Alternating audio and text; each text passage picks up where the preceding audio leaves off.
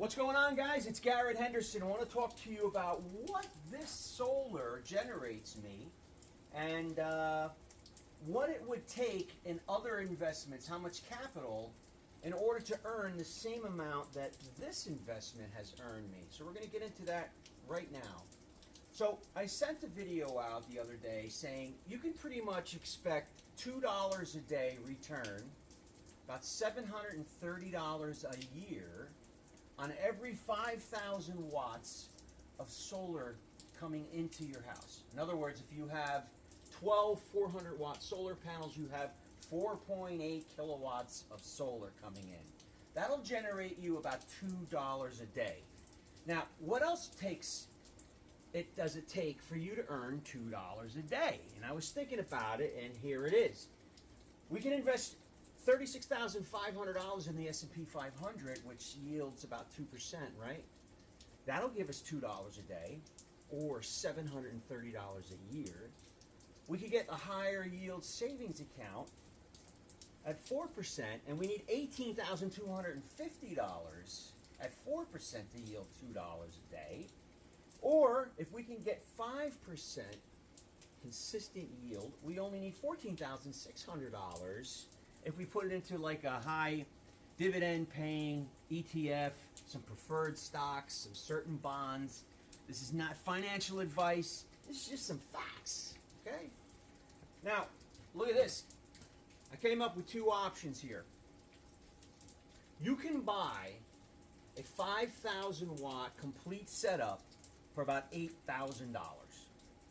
Now, you will need a little bit of this, a little bit of that, but a lot of you guys, if you're watching the videos, you're like me.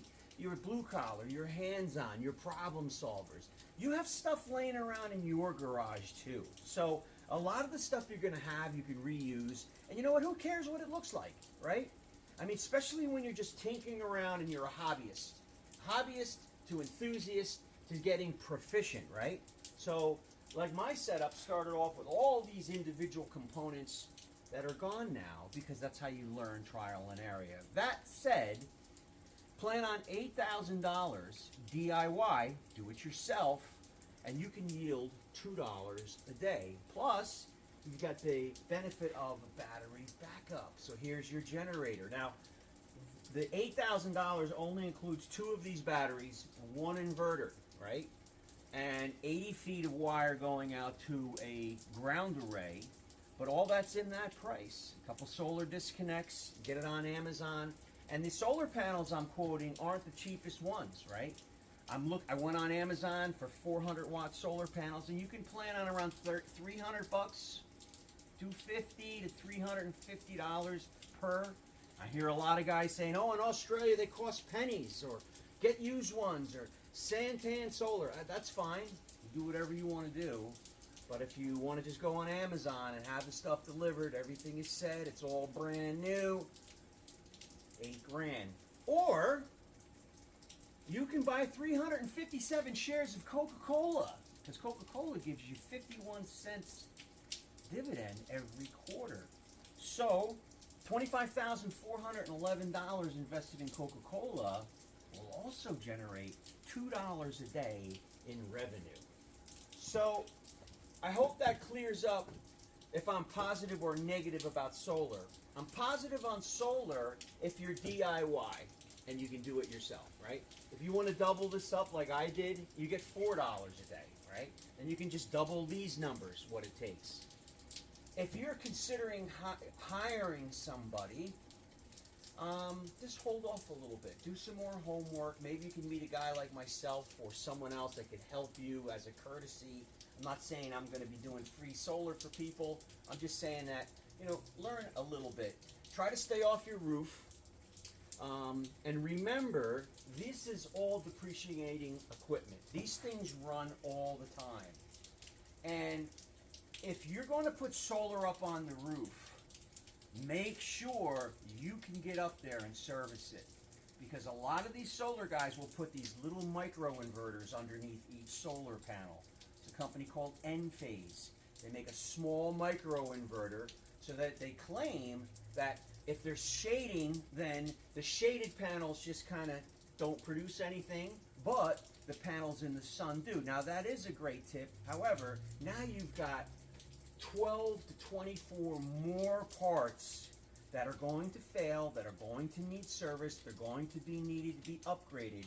So the last thing you want is to look on your app and see a certain Enphase microinverter out, and then you got nobody to call. So consider doing a ground array if you have the space, and consider just using a hybrid inverter. Don't use the individual microinverters. That's my opinion.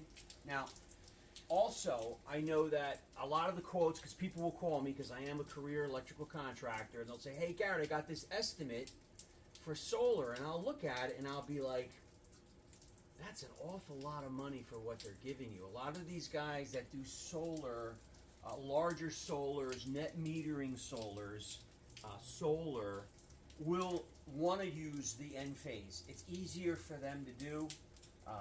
It's less of an inverter, right? It's just a combiner box for the net metering. And I'll ask you a question. What do you think happens with those net metering boxes? How do you think that the solar power is actually being used before the grid power? Is it frequency or is it voltage? Let me know in the comments what you think these inverters do in order to muscle back into the grid, because that's important, right? We want to use our solar power before we use our grid power. So how does that do that? That'd be a great comment, and we'll get in that into the next video. Anyway, it's Garrett Henderson here from not so sunny New Jersey. Looks like the sun is going to start to poke out. So, you know what? Maybe the day isn't a wash after all.